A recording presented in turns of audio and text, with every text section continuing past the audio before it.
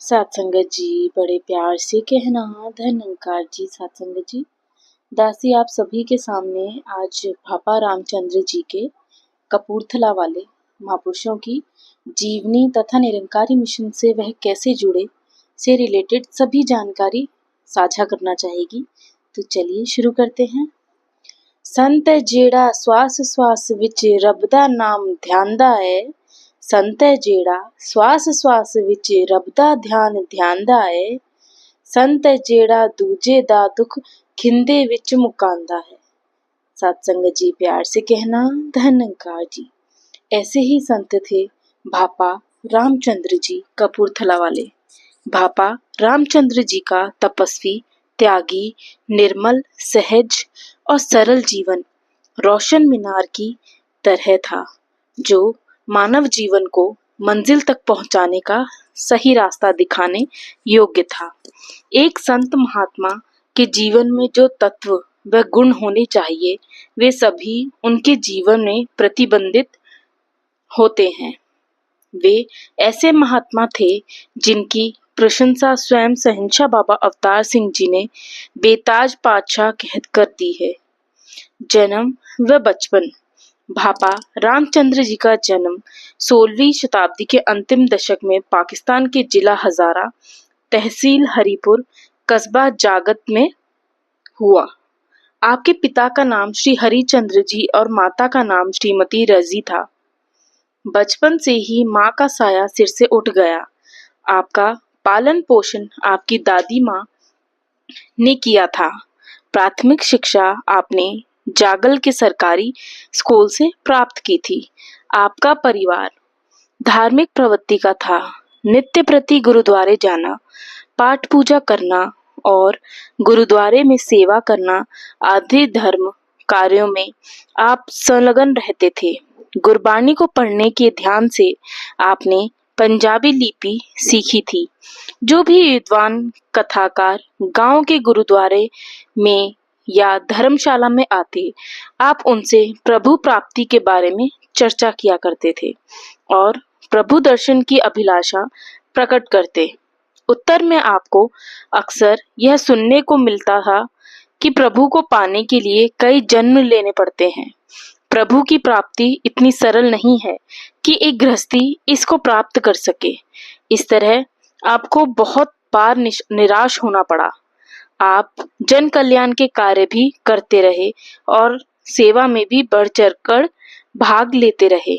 परिणाम स्वरूप आपके गुरुद्वारे का प्रधान चुना गया, परंतु हृदय में प्रभु दर्शन की प्यास निरंतर बनी रही। आपने स्वयं लिखा, पढ़ना लिखना हर वेले ही एहमे ध्यान बनाया सी, ताइयों मैनू पिंड दे लोकां ने प्रधान बनाया सी। पढ़ पढ़ के प्रधान सी बनिया ए पर कुछ भी मिलिया ना, रामचंद्र अवतार गुरु बिन कमल दिल दा खिलिया ना। सत्संगत जी, प्यार से कहना धन्यकार जी। बचपन में आप जागल गुरुद्वारे के ग्रंथी राम सिंह जी से कई घंटों तक अपने मन की बात किया करते थे। एक भक्त का जीवन जीने की तीव्र इच्छा को प्रकट करते राम सिंह जी अक्सर आपको कहते कि यदि आपकी सच्ची लगन है तो आप अवश्य ही इस निरंकार प्रभु के दर्शन जरूर करेंगे। भापा रामचंद्र जी का व्यवहार बचपन से ही पवित्र, निष्कपट और निर्छल था। जागल में इनके पिताजी की बहुत बड़ी पंसारी की दुकान हुआ करती थी। आप वहां पर अपने पिता के साथ बैठते और काम काज में उनका हाथ बटाया करते थे। आप शुद्ध सामग्री बेचते, पूरा तोल तोलते। यही कारण था कि कस्बे के क्या हिंदू, सिख, मुसलमान सब आपकी दुकान से सौदा लेना पसंद किया करते थे। आपके बड़े भाई हरजी राम एक स्कूल में हेडमास्टर थे। आपकी दो बहनें गौरी और मोतिया जी भी स्वभाव से सरल और मधुर थी। जब आपकी भेंट समय के सदगुरु बाबा बूटा सिंह जी से हुई तो मानो आपके जीवन का लक्ष्य ही पूरा हो चला। मन की जिज्ञासा, प्रभु प्राप्ति की इच्छा पूर्ण हो गई। आप अक्सर एक बात कहा करते थे कि मेरे परिवार के सदस्यों ने सांसारिक विद्या का अवसर तो बड़े भाई को दिया ताकि वह खानदान का नाम रोशन करे, परंतु मेरे सतगुरु ने ऐसी पढ़ा दी कि खानदान का नाम खुद ब खुद रोशन हो रहा है। यह आध्यात्मिक पढ़ाई तो ऐसी है, पढ़या न अनपढ़ परम गति पाई, अर्थात इससे सभी लाभान्वित हो सकते। आपकी शादी धार्मिक प्रवृत्ति वाली राम देवी जी के साथ हुई। राम देवी जी एक आज्ञाकारी, सुशील और नेक नियत वाली औरत थीं। वह आपके हर कार्य में सहायक बनी रही, चुपचाप सेवा में लगी रहती और घर आए संतों एवं परिवार की सेवा करके खुशी होती थी। आपकी दो बेटियां राम कौर और स्वर्ण कौर थीं और दोनों बेटियां भी आपको एक पूर्ण संत के रूप में पूजती रहीं और आपके हर आदेश का पालन करती रही। आप जी की ब्रह्म ज्ञान प्राप्ति की घटना भी बहुत दिलचस्प है। एक बार रोजाना की तरह आप गुरुद्वारे में सत्संग करने गए। उस दिन गुरबानी के एक शब्द की विचार बहन शकुंतला जी ने की। यह बहन बाबा बूटा सिंह जी की शिष्या थी। ब्रह्म ज्ञानी होने के नाते उस बहन ने गुरबानी के शब्द के अर्थ सही निशाने को सामने रखकर किए। उसके समझाने का ढंग ऐसा था जैसे इस निरंकार प्रभु को सामने देखकर बात कह रही हो। बस फिर क्या था, आपकी विवेक बुद्धि में यह बात आते देर न लगी कि बहन जी की विचार अन्य कथाकारों से बिल्कुल भिन्न है। इसकी बात में सच्चाई है। सत्संग संपन्न होने के बाद आप बहन शकुंतला जी के जोड़े अर्थात जूते हाथ में पकड़े उनके बाहर आने का इंतजार करने लगे। जब शकुंतला जी आई तो आपने बड़े नम्र भाव से उनसे ज्ञान गोष्ठी के लिए कुछ समय मांगा। बहन शकुंतला जी ने एक स्कूल में अध्यापिका थी। उन्होंने आपको शाम काल अर्थात शाम को अपने घर बुलाया। आप बड़ी बेचैनी से उस समय का इंतजार करने लगे और निश्चित समय पर उनके घर पहुंच गए। बहन शकुंतला जी ने जब यह संकेत दिया कि इस निरंकार प्रभु की पहचान हो सकती है तो आपने उनके चरणों में विनती की कि मुझे भी ब्रह्म ज्ञान की दात प्रदान करें। आपकी व्याकुलता को देखते हुए बहन शकुंतला जी ने उसी समय आपको ब्रह्म ज्ञान दे दिया। फिर क्या था, आप तो दिन रात इस निरंकार प्रभु को अंग संग अनुभव करते हुए इसी के आनंद में मस्त रहने लगे। सेवा भाव तो पहले ही हृदय में समाया हुआ था। आप फल फ्रूट लेकर शकुंतला जी के घर जाते और उनके घर के कार्य करके प्रसन्नता महसूस करते। आप शकुंतला जी को गुरु की तरह पूजने लगे। एक दिन शकुंतला जी ने घर की साफ सफाई, बर्तन, कपड़े धोने आदि के लिए एक नौकरानी का प्रबंध करने के लिए कहा। आपने अगले दिन सुबह एक नौकरानी को उनके घरेलू कार्य करने के लिए उनके घर भेज दिया। साधारण कपड़े पहनकर यह नौकरानी कई दिनों तक उनके घर का कार्य पूरी तन्मयता और लगन से करती रही। इसके कार्य व सरल सुशील स्वभाव के कारण शकुंतला जी भी बहुत प्रसन्न हुई। ऐसी अच्छी नौकरानी का प्रबंध करने के लिए वह कई बार बाबा रामचंद्र जी का धन्यवाद भी करती। एक दिन किसी कारण वह अचानक सुबह सवेरे बाबा जी के घर पहुंच गई। वहां जाकर अपनी नौकरानी की असलियत देखकर दंग रह गई।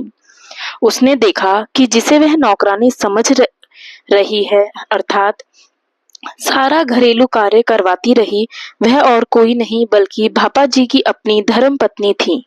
सांसारिक दृष्टि से आप धनाढ्य लोगों में गिने जाते थे। आपने अपनी सुपत्नी को विशेष रूप से आदेश दिया कि वह बिल्कुल साधारण से कपड़े पहनकर शकुंतला जी के घर जाकर सेवा करे, परंतु उन्हें अपनी पहचान बिल्कुल ना दे।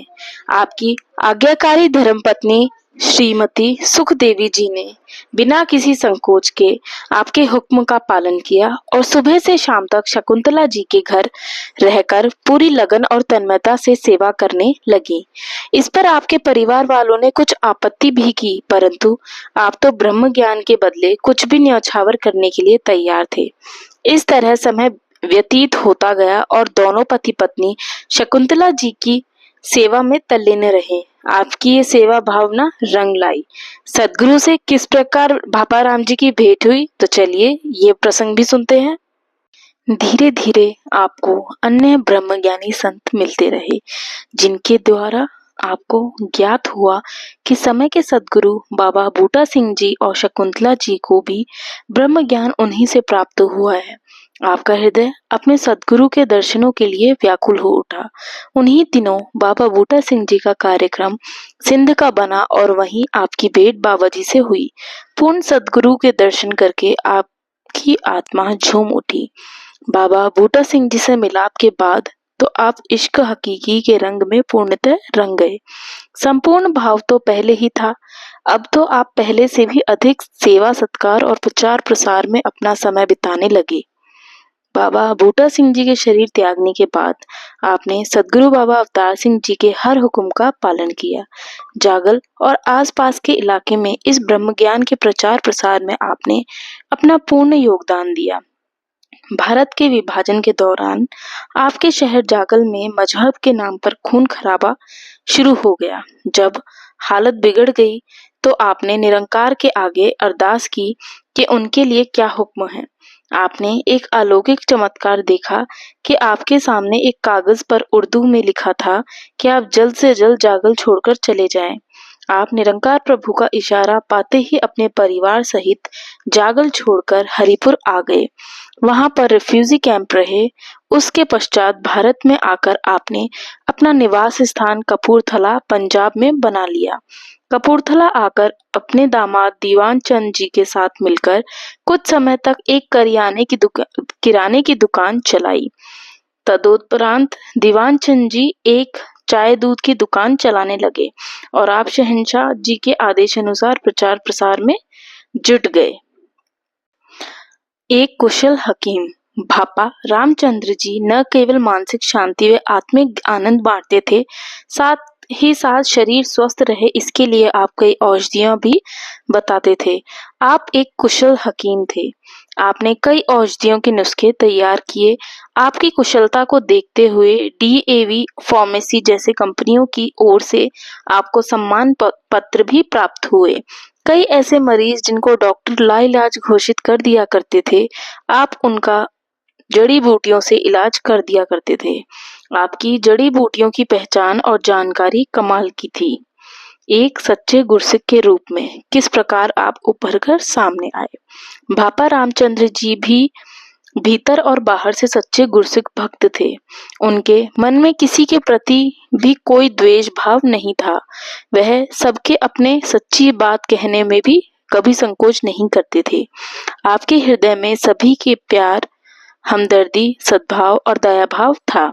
हर किसी को प्यार सत्कार से मिलना उसका आपका स्वभाव था। यही कारण है कि कपूरथला बाजार के सभी दुकानदार आपका बहुत सम्मान किया करते थे और जहां से भी आप गुजरते दुकानदार हाथ जोड़कर खड़े हो जाते थे। आपको भक्त भी कहकर पुकारा जाता था। आपके हृदय में मानव मात्र के लिए अथाह प्रेम था। आप हर रोज अपनी डायरी लिखा करते थे।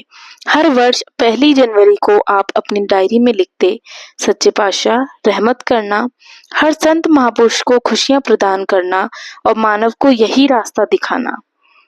इस प्रकार आप सभी का भला मांगते और करते रहे।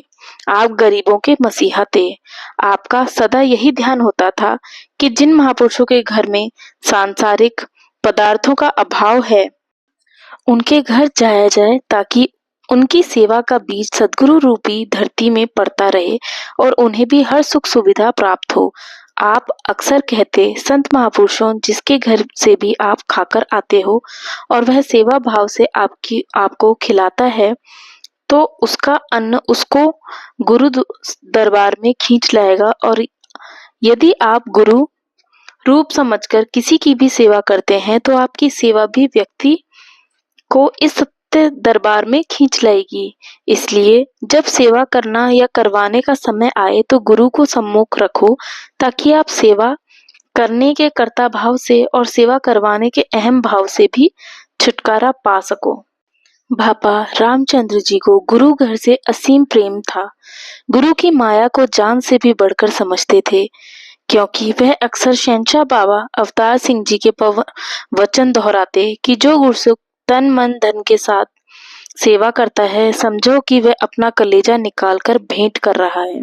इसलिए महापुरुषों के खून पसीने की कमाई जो भेंट रूप में आती है, इसे बहुत संभाल कर सही ढंग से इस्तेमाल करना चाहिए। आज के युग में धन के कारण खून के रिश्ते भी दरार सी पड़ने लग जाती है। माया का प्रभाव इतना तीव्र है कि इंसान इसी का पुजारी बनकर रह गया है। यह तो संतजनों का तप, त्याग और भक्ति भावना ही है जिस कारण यह अपना सब कुछ सेवा में लगा देता है। इसलिए इस नमस्कार की माया का सदा सदुपयोग ही होना चाहिए। एक बार की बात है, कपूरथला भवन में आपकी नाती छोटी बच्ची नीलम बच्चों के साथ खेल रही थी। खेल यह था कि कोयले से गुप्त स्थानों पर लकीरें एक बच्चे ने लगानी है और दूसरे ने उसे ढूंढना है। जिस बच्चे की अधिक से अधिक लकीरें गुप्त रह जाती, वही विजयी माना जाता। इसी खेल में आपका नाती भी भाग ले रही थी। कुछ लकीरें उसने भवन के दरवाजे की अंदर की ओर भी लगा दी। खेल समाप्त होने के बाद वह उन्हें साफ करना भूल गई। जब देर रात आप घर आए तो दरवाजा बंद करते समय आपकी नजर उन कोयले की लकीरों पर पड़ी। आपने उसी समय सारे परिवार को इकट्ठा किया और पूछा कि ये कोयले की लकीरें किसने बनाई हैं। सभी परिवार के सदस्य डर से कुछ कहने की हिम्मत नहीं जुटा पा रहे थे। तभी आपकी धर्मपत्नी, जिन्हें प्यार से सभी बेजी कहकर बुलाते थे, ने बताया कि छोटी बच्ची नीलम ने शाम को खेल रही थी, उसी ने यह लकीरें बनाई होंगी। आपने बड़े गुस्से में कहा, यह सत्संग भवन है, मेरा या आपका घर नहीं। जब आपकी कोठियां बन जाएंगी तो जैसे मर्जी करना, परंतु इन भवनों पर तो संत महापुरुषों के खून पसीने की कमाई लगाई हुई है। जब कभी गुरु घर का पैसा या कोई वस्तु लापरवाही अथवा बेदर्दी से इस्तेमाल होती है तो मुझे बहुत दुख होता है। इसके अतिरिक्त हमें याद रखना चाहिए कि निरंकारी भवन केवल कोई इमारत नहीं है, ये तो वह पवित्र स्थान है जहाँ बैठकर चारों वर्णों के लोग इस निरंकार की भक्ति करते हैं। इनकी संभाल और देखरेख हम सभी की नैतिक जिम्मेदारी है। आपके परिवार के सदस्यों ने उसी समय क्षमा मांगी और विश्वास दिलाया कि आगे से ऐसी कोई लापरवाही कभी नहीं होगी। इस पर आपने उन्हें कई वरदान दिए। सत्संग जी, प्यार से कहना, धन निरंकार जी। आगे की इसी तरह की वीडियोस और जीवनी और निरंकारी मिशन की जानकारी के लिए दासी के चैनल को लाइक, शेयर, सब्सक्राइब करना ना भूलें। प्यार से कहना संतों, धन निरंकार जी।